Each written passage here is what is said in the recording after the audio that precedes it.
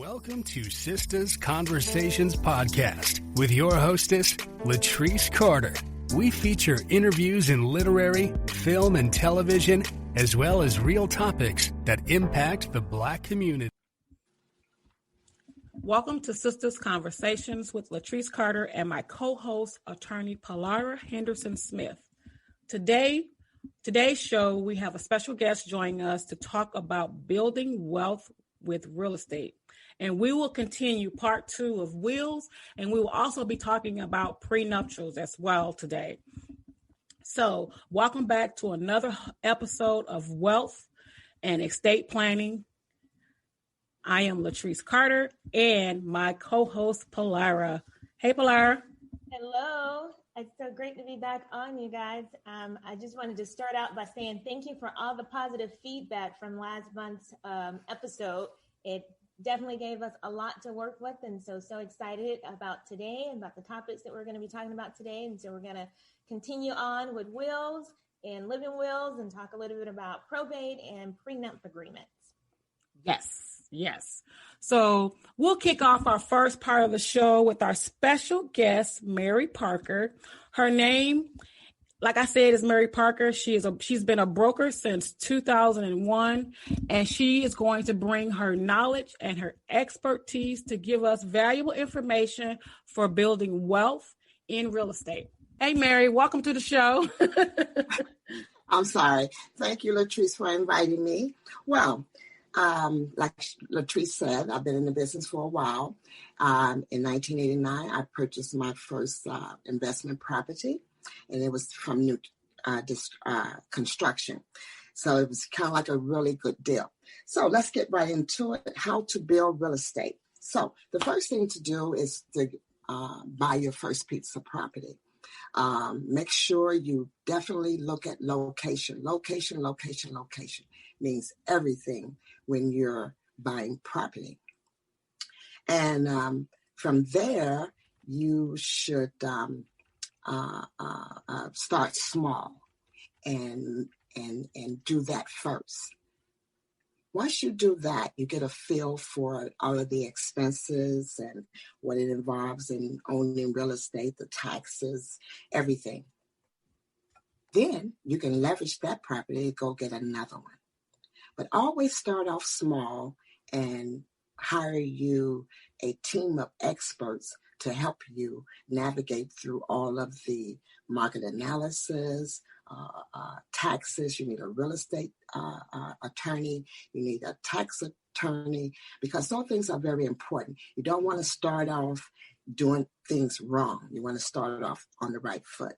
So those are the first things in getting started in real estate. So Mary, you said start out small. So small, would you say residential? Would you say rental property? Would you say commercial? What would be your recommendations there? What type of real estate to start out small with?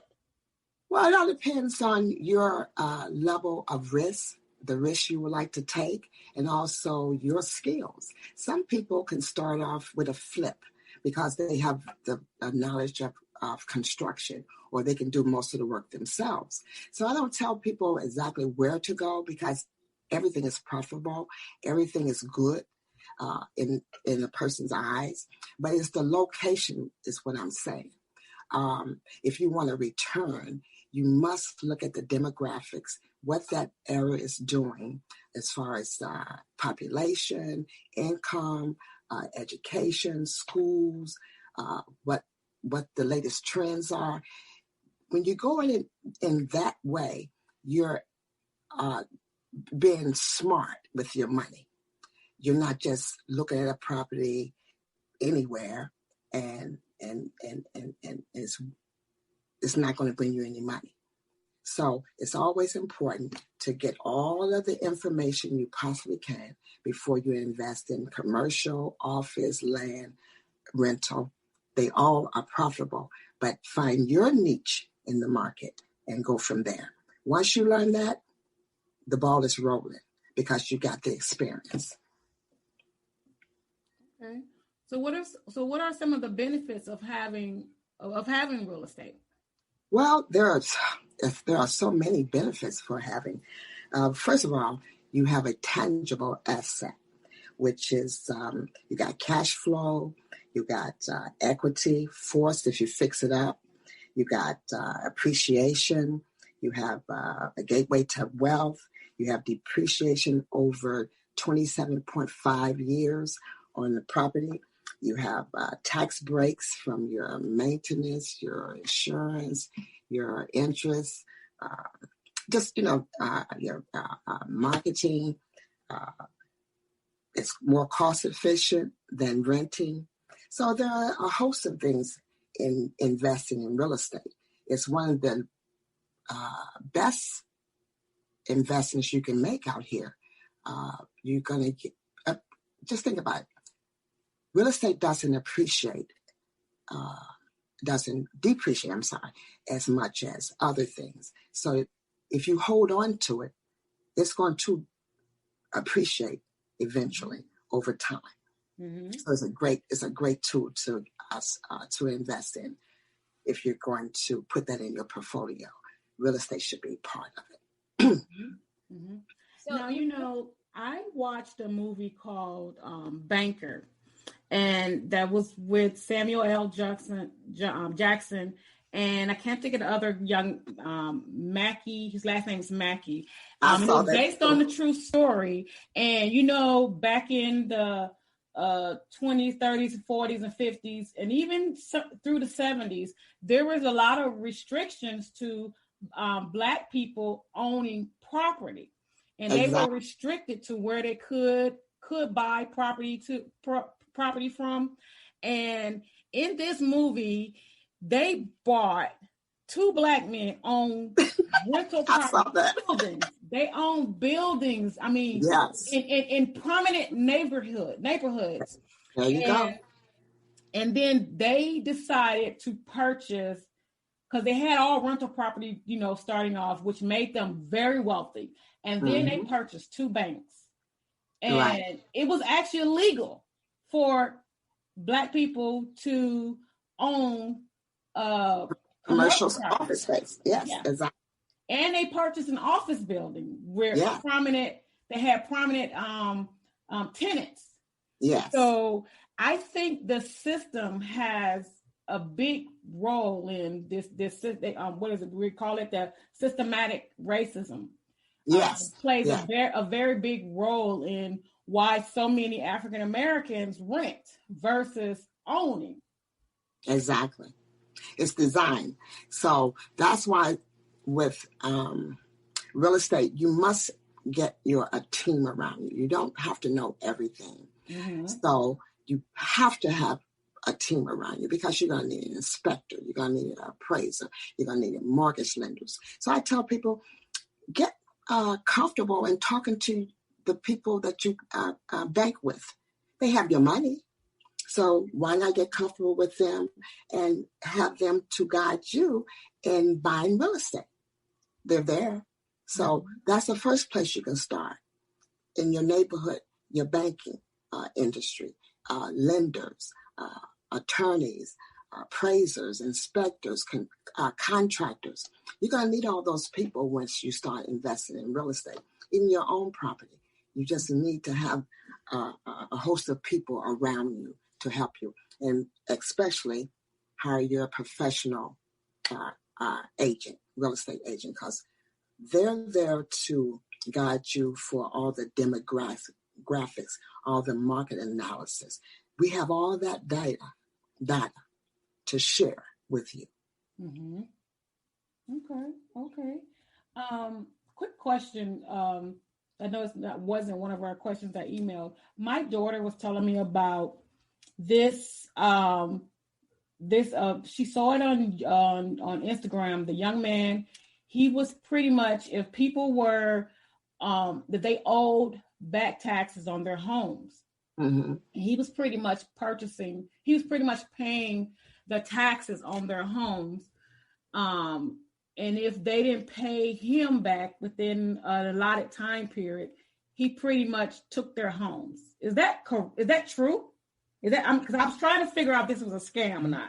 Well, it doesn't happen exactly that way, but you can acquire someone's home from back taxes, but it takes time. Mm-hmm. Once you get that lien about your taxes, you have about 2 years to take care of that. Okay. So someone can come and purchase them, but they're on hold until 2 years for you to come in and catch up. You just can't take it just like that. Okay. So after 2 years, then there's a chance that you could lose your home because of your taxes. Okay. I would definitely be passing that information along to my daughter because she was, the young man is like, he's adamant. He's promoting this on Instagram. He's making all this money off of purchasing people's homes, and he's saying, you can own a house in like 30 to 60 days. No. I said that didn't sound right. Hire yourself a professional agent. Consultant. Absolutely. Listen, real estate is fabulous, and it's something that you can really make a lot of money on. Rentals, as you were saying.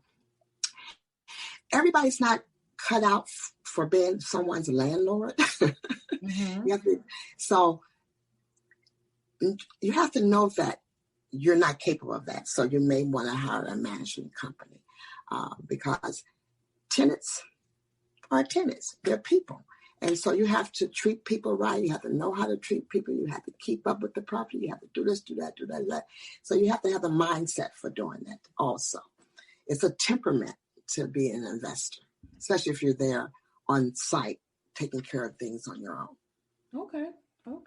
Awesome. Mary, earlier you mentioned flipping as one of the ways that people may be able to get into real estate kind of small. I know a lot of people have heard a little buzz about flipping. Could you maybe just elaborate a little bit on that? Because I know that's such a big thing now. Mm-hmm. It is. Flipping is great if you have a team behind you. Like I said, if you can do the work, you save a lot of money. You have to have a lot of capital, because you have to hire out contractors. You buy low in a great neighborhood. Again, location. You buy low in a great neighborhood, and you increase the equity by doing the renovation. However way you do it. Now, when the property is done, you still owe on that loan if you're paying on it. Now you put it on the market, it's not making any money. You still have to pay those loans. So flipping can work if you can flip it within, I'd say 90 days, 30 days, 60, 90. But the longer it's on the market, that's money that's not coming in, but you still have to pay out that loan. So flipping works if you have a team. Mm-hmm. You can get it, renovate it, get an agent, put it on the market, have open houses, like they say, and you get it sold within, I say, three months. Mm-hmm. You're doing good. But what if it doesn't? What if you bought a flip in a downward market, in a downward area? Then you're stuck there with that house. This sounds like where all that research you were talking about comes into play, making sure that you do all the upfront work before you go into this venture to make sure that it actually will be profitable to you. Absolutely. And if you can't flip it right away, could you rent it out and then flip it? Or would you? You can do that also. Rent it? Yeah. A lot of people do that, even if you wanted to sell your main residence and you thought about selling it and it wasn't doing well. Yes, you can switch it and turn it into a rental. Absolutely. Okay, awesome. I always want to keep that cash flow going. That's how you build wealth. That is exactly how you build wealth. You can't build wealth if you buy something and it takes from you. Absolutely. You got to get rid of it. Absolutely. Pillara, do you have any additional questions for Mary? I don't. Thank you, Mary. That was so helpful. I think just getting a little bit of the groundwork information and on how to build wealth with real estate and where to get started, it's so beneficial. So thank you. You're welcome. Yeah, so thank you for joining us on the show today. That we appreciate you spending time with us to talk about building wealth with real estate. You guys make sure you. I'll drop her information in the podcast group, and you guys can reach out to her for questions and information. And if you're in the process of looking for a home or what have you, definitely connect with her. She's right here in Romeoville, Illinois. Thank you so much, Letrise. Oh, you are so welcome. And you have a blessed one. And we're going to move on with the rest of our show. We're going to dive back into wills, part 2 of wills and prenups. So Pillara, can you elaborate on what a living will is for our listeners? I know we had started talking about that last month. I know we're going to touch on that again this month. Yes. So a living will, I get this question so often. So a lot of times people will call the office and they'll say that they want a living will, but they actually mean that they want a last will and testament. So I think it's really great to talk about exactly what a living will is. So a living will declaration is actually a healthcare directive.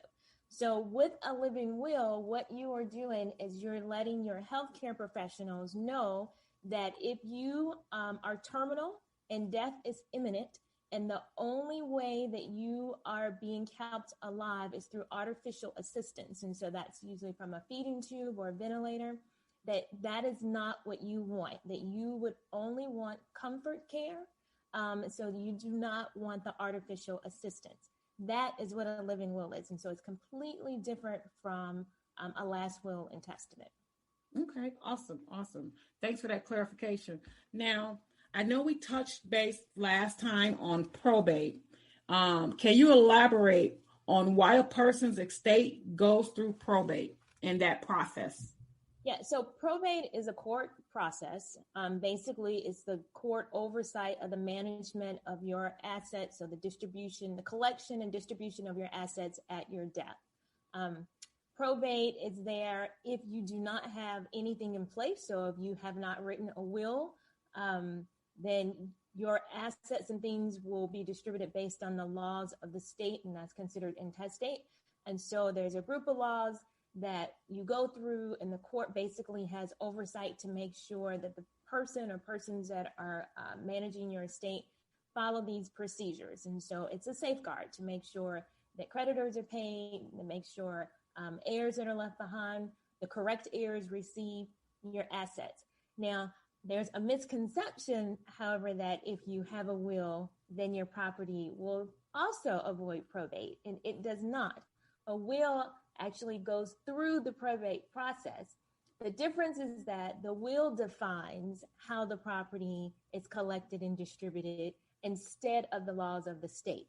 And so a will does not avoid probate. Probate is not this bad thing that a lot of people like to think that it is either. It's just a process. And so it takes a little bit longer to go through it. And so if you have a will, then you decide who will receive your property. You decide who the executor will be. And so that's the person that will actually manage the property. You can waive certain things that are required by the court in your will, such as bonds. Now, a bond is really just an insurance policy that kind of goes over the assets to make sure that they are safeguarded. And it's usually about 2.5 times the value of your estate. And sometimes that could be, pretty pricey. And so in your will, you can say that the bond is waived. You can also say that there is a limited court administration, and so there's not as much court involvement, and so it makes the process of your property going through probate a lot smoother and a lot faster than if it was being governed by the laws of the state. Oh, okay. Now, I have a question. So, an example. So, I have a friend of mine, her mother did have a will. Mm-hmm. Okay, and the siblings, they weren't happy with, her last will and testament. So it got contested there. I mean, it's gotten really ugly. And I was always under the impression, well, if you have a will, nobody can contest it. So with everything that they're going through right now, literally it's been dragged out in court for the last 2 or 3 years. Because the siblings did not agree with how their mother split her assets. And can it be contested? I mean, can people contest the will, even though she's her last dying words, or how she set out her will, what assets were going to who was getting how much money? Can they really contest that and the court overturn a will? So you can contest it. So this is the thing about our country, is that you can sue anybody about anything. And that's just one of the rights that we have. And so that includes contesting someone's will. Now, does that mean that the court is going to follow the person that's contesting it? No, this is when it becomes very important, how the will is written and the execution of the document. Usually when it's being contested, there's normally a party that's saying that the will was written under duress, that this wasn't this person's free will, that they were coerced in some way. And then it's up to that person to prove those things. Or that they're saying that the will was not executed properly. And so that's why you want to have witnesses that are willing to, first your witnesses need to be disinterested. So that means individuals that don't have anything to do with any of the property. They're not given any type of roles within the will. So they are completely disinterested. And then they need to be willing to come to court and to testify if need be, or to sign an affidavit saying that the person signed the document under their own free will, that they were not under duress, that they were of age, they were of sound mind and memory. And so when you have the document executed properly, that, number one, avoids a lot of things. So signatures have to be all done in front of each other. You have to make sure you have the right amount of witnesses. And so if the execution is done correctly, then you move into the second phase, right? And so then that would be trying to figure out some way that something was, negligent or not done correctly in that way. So people can contest, but it doesn't mean that they're going to get the outcome that they're looking for. And a lot of times within the documents as well, a deterrent to get people from not contesting things is you put a clause in there that says, if you contest it and you lose, then you don't take anything under the will. So the gift that I was going to give you, you don't get that either. And I always think, you want to make sure that the language of the document is clear. Yeah. And so if you are clearly disinheriting a child or a relative or whoever, make it clear. Don't leave that to an assumption. Right. Because then it's easy to say, well, they just left me out by mistake, as opposed to if you have language actually in the document that says, no, I did not leave this person out by mistake, that they are not receiving anything in person on purpose. So, so unfortunately, these documents can be contested, but it's all about the execution, is all about the language. Okay. So, that's good to know. Because I feel really bad for my friend, because this has been dragging out in court. I'm like, and siblings aren't talking to one another, and it's gotten ugly. All over a piece of paper, to me, it's like, and it's not like the mother's not leaving this particular sibling nothing. It's just that this person is not happy with what the mother has left that particular child. So it's just gotten really ugly. Yeah. And right now, nobody's gotten anything because it's tied up in court. And that's too bad, because the estate probably is just being eaten away by the court fees, the attorney fees, everybody else fees, the filing fees. And so at the end of the day, nobody really wins in that. But I think the important thing to remember is that we are not entitled to anything. Right. Person can do whatever they want to do with their assets. So it does not matter that they're your parent, does not matter that they're your child. You are not entitled to anything. It's all a gift. Yeah. So, and if you look at it that way, as opposed to this is mine, it's not yours. So I think we should be grateful for the things that we are given in however the manner that we are given. If there's not a legitimate reason to really say that this was not, executed the right way. It's completely different if it's an actual fraudulent act, but simply because you're unhappy with the division, I think that sometimes we kind of lose sight of what's important. And in your friend's case, I think that they're losing sight that the family that's still here, that's what's important. Yeah. As you and I both know, especially in the Black community, when a loved one passes on, funerals get ugly. People stop talking to one another because they want to, especially when loved ones don't have a will, it gets really ugly. And that's why it's so important that we have an executed will in place. Yeah, a little bit of preparation can go a long way in these instances. And so, yeah, I agree with you. It's very important to make sure that you have organized your assets and made clear what should happen to things so that when the time comes for these types of distributions and gifts and things in the management, that there isn't confusion and hurt feelings. Absolutely. So I know last time we talked a little bit about prenuptials. So are there different types of prenuptials agreements? If so, can you give us an overview, an example? Yeah, so there's not really different types of prenuptial agreements. So a prenuptial agreement is basically a contract between the two spouses. And so pre means that it's a document that's created before the marriage. So they have several different names, but it's basically still the same type of agreement. So you may have heard of a premarital agreement or a premarital contract or antenuptial, but those are all still prenuptial agreements. So it's not really a different type. The differences comes in the language of the document. So what exactly it is within the document that you, your goal is. So a lot of times with the prenuptial agreements, it's the avoidance of an argument at divorce. I think that's usually the first thing that pops into people's head when we think about a prenup. But there's usually a little bit more involved in it beyond that. Some of the things that you can do within a prenuptial agreement is if this is maybe a second marriage, or if there are children from other individuals outside of your spouse, you can make arrangements and define how your property should be separated and distributed upon your death. You can do that within the prenuptial agreement. You can clarify financial responsibilities and rights of the two spouses within the prenuptial agreement. You can also protect yourself from your spouse's debts within the prenuptial agreement.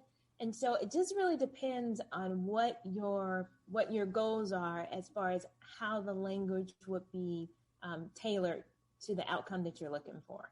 Okay. So say, for example, you marry someone and he owes all this back child support. You can pretty much add that to your prenup. Yeah.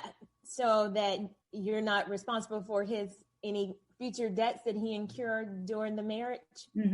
Yes. Or that your property won't be considered his property so that it won't be attacked for those purposes. Yes. Because the thing that happens is once you become married, usually all the property that is gathered during the marriage, including all of the debts that are incurred during the marriage, becomes equally both partners. Okay. And so with the prenuptial agreement, you can put it into place that no, you're not taking on each other's debts. Whatever additional property or assets that come into the marriage, it should be split as so. But those are things, yes, that you can automatically put in writing, because if you don't, then there's kind of a default. that happens once you get married. There's a default of your rights and your responsibilities based on the marriage contract. And I know a lot of people don't like to think of marriage as a contract, but it's a legal contract, right? You have to go and get a license. You don't just say I'm married, right? In order to be recognized under the laws of every state. Oh, wow. You know what? Right now being single is nice for me.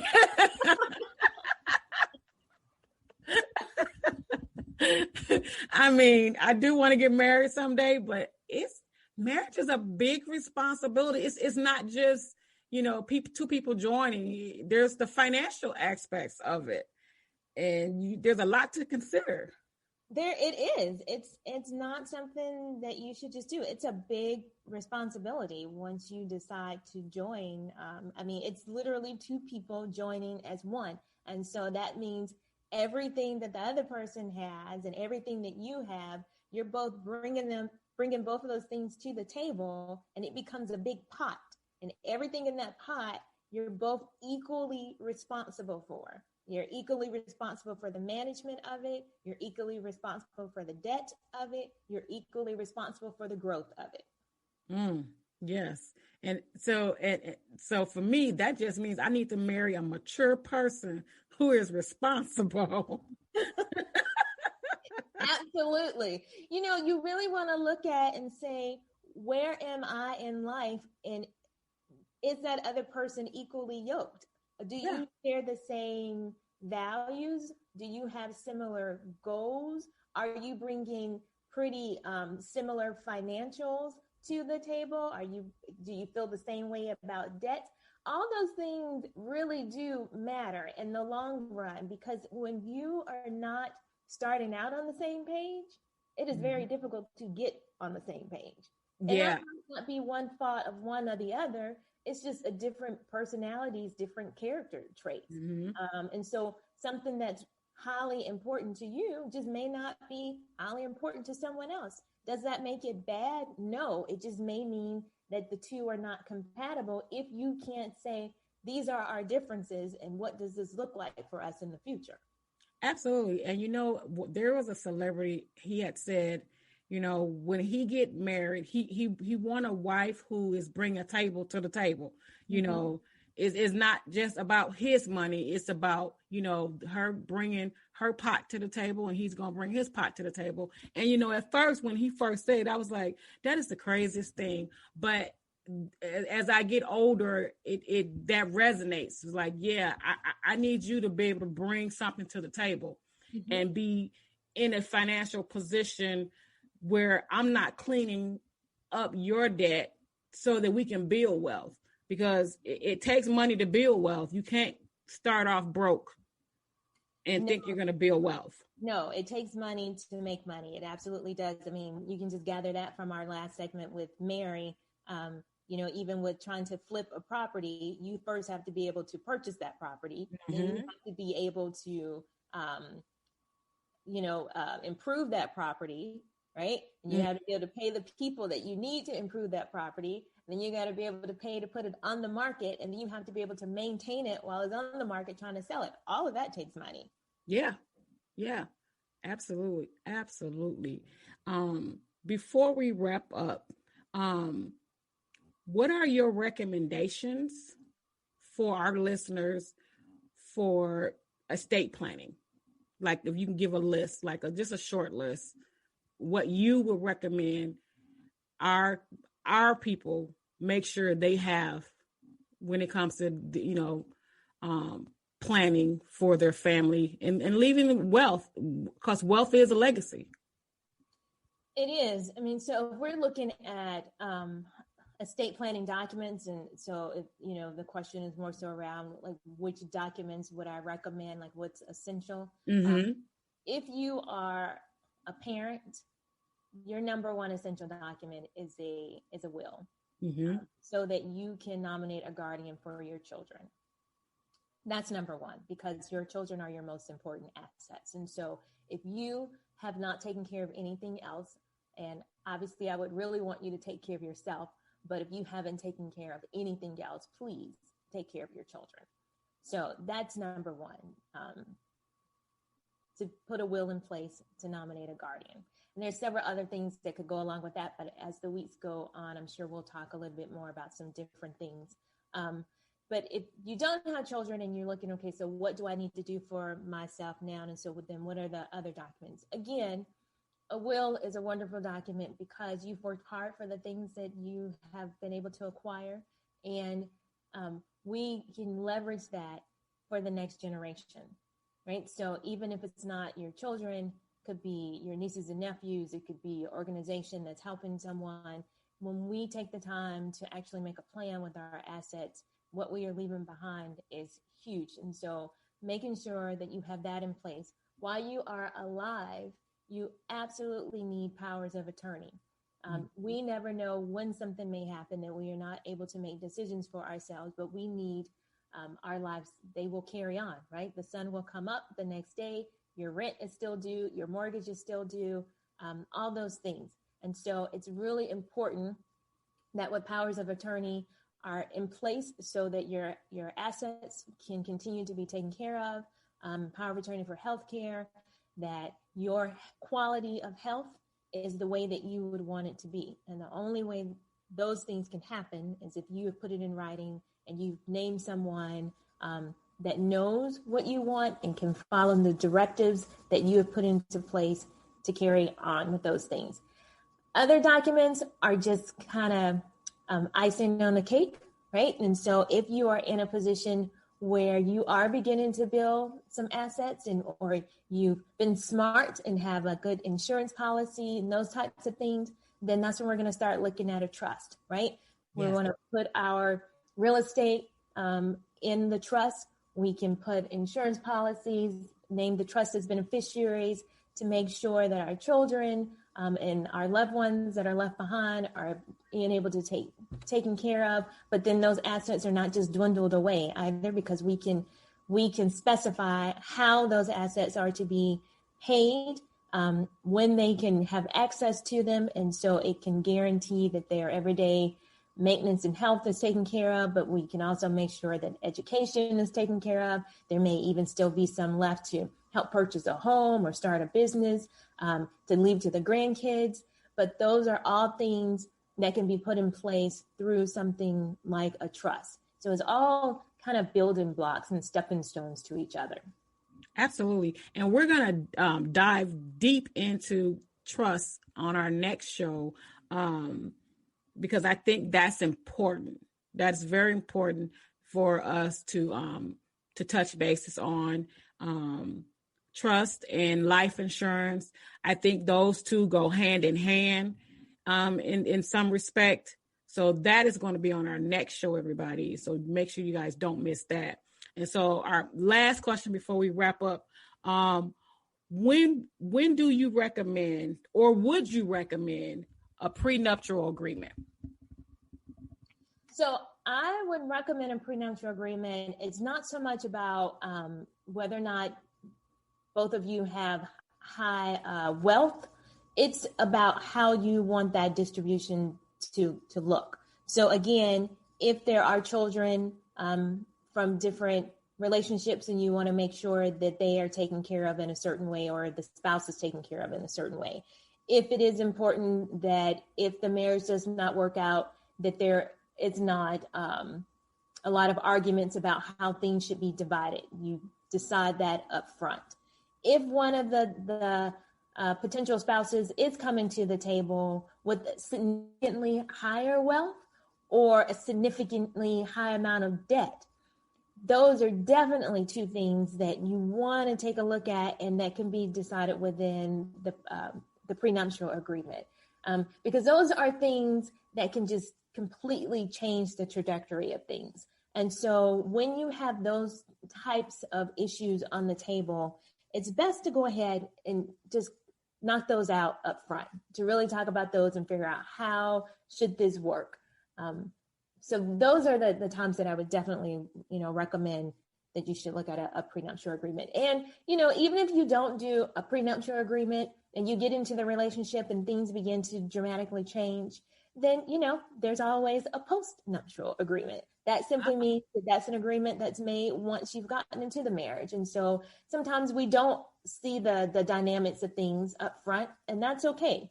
But that doesn't mean that you have to, just kind of sit by and say, que sera, sera, right? What'll be in that. You can actually still make a plan. So sit down and talk about it and say, okay, these are the things that are happening here. This is my concern. And so now let's come up with a plan. Okay. Awesome. Well, that is some valuable information today that has been shared by Mary Parker as well as Pillara. And I hope that you guys have some great takeaways from today's show. Drop us your comments in the podcast group. We love to hear, your feedback, and we love to hear any other topics that you want us to touch base on in our wealth segment, because our wealth segment is all about being informative, giving you guys resources, and, you can also go to Pillara's page and, set up a consult with her. Get your will now. Any closing remarks from you, Pillara? Well, I just thought that today was extremely helpful. It's always great to get some additional information. So thank you to Mary for all that great insight about real estate. And so I would just encourage people to reach out to her if you have more questions or need some clarifications about anything or ready to take that leap. And then obviously, thank you, Letrise, for just bringing this all together. Oh, you're so welcome. Well, enjoy your day, your afternoon. Try to enjoy some of this little weather that we're having. And until next time, you guys stay safe and be blessed. Bye. Bye-bye. Thanks to our special guests for joining the show today. Be sure to follow us on your favorite streaming channel so you don't miss a show. We can be heard on Spotify, Apple, iHeartRadio, Spreaker, and YouTube at Sistah's Place. Visit our website, www.sistahsplace.com, to learn more about us.